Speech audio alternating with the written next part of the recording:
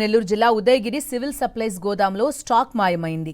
కేసును నీరుగార్చారు పోలీసులు. ప్రధాన పాత్రధారులను తప్పించి 3 కాంట్రాక్ట్ ఉద్యోగులను అరెస్ట్ చేశారు. సుమారు 1 కోటి విలువైన స్టాక్ మాయం వెనుక జిల్లా మంత్రి ప్రధాన అనుచరుడు మరికొందరు టీడీపీ నేతలు ఉన్నట్టు ఆరోపణలు బలంగా వినిపిస్తున్నాయి. దాదాపు 211 టన్నుల బియ్యం, 1500 టన్నుల పంచదార, భారీగా కందిపప్పు, నూనె కూడా అపహరణకు గురయ్యాయి. ఈ నేరాన్ని కింది స్థాయి అధికారులపైకి నెట్టేసి అసలు నిందితులను తప్పించాలని ప్రయత్నిస్తున్నారు కూటమి నేతలు. స్టాక్స్లో కొంత వేరియేషన్ ఉండటం అనేది మా దృష్టికి రావటం వల్ల అసిస్టెంట్ మేనేజర్ టెక్నికల్ని మనం వెరిఫికేషన్ కోసం పంపించడం జరిగింది. ఆయన వెరిఫికేషన్లో కూడా వేరియేషన్ ఉన్నట్టుగా గుర్తించారు.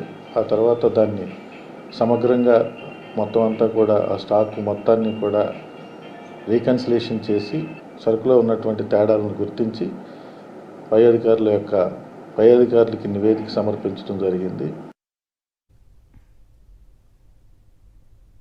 పూర్తి వివరాలు అందిస్తారు మా కరెస్పాండెంట్ లోకేష్ జాయిన్ అవుతున్నారు. లోకేష్, చెప్పండి, అంటే ది స్టాక్ మొత్తం బాధ్యత కేవలం కాంట్రాక్ట్ ఉద్యోగులకు అప్పగించారని అర్థం చేసుకోవచ్చా? వీళ్ళని తప్పించడాన్ని బట్టి చూస్తే ఏం జరుగుతోంది అసలు?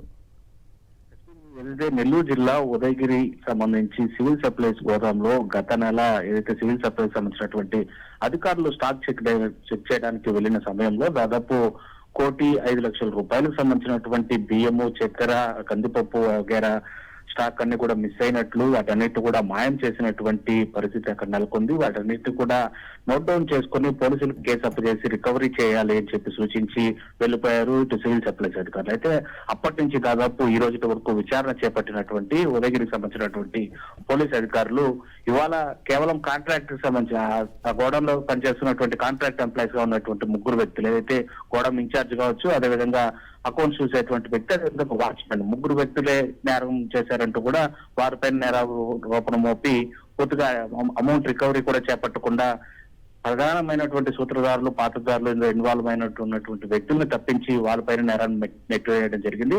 అయితే ప్రధానంగా ఏదైతే ఈ 1,05,00,000కు సంబంధించినటువంటి స్టాక్ మాయానికి సంబంధించి ప్రధానమైనటువంటి వ్యక్తులు టీడీపీ నేతలు, అదేవిధంగా జిల్లాలోని ఓ మంత్రికి ప్రధాన అనుచరుడు అయినటువంటి ఓ వ్యక్తి నడిపినటువంటి వ్యవహారంగా కూడా తెలుస్తుంది. అయితే వాళ్ళెవరి పేర్లు బయట పెట్టడానికి బయటకు వస్తాయనేటువంటి ఒకే ఒక దురుద్దేశంతోనే ఈ రకమైనటువంటి కేసును నమోదు చేసి దాన్ని వీలుగార్చేటువంటి ప్రయత్నం చేస్తున్నట్లుగా కూడా ఆరోపణలు వినిపిస్తున్నాయి.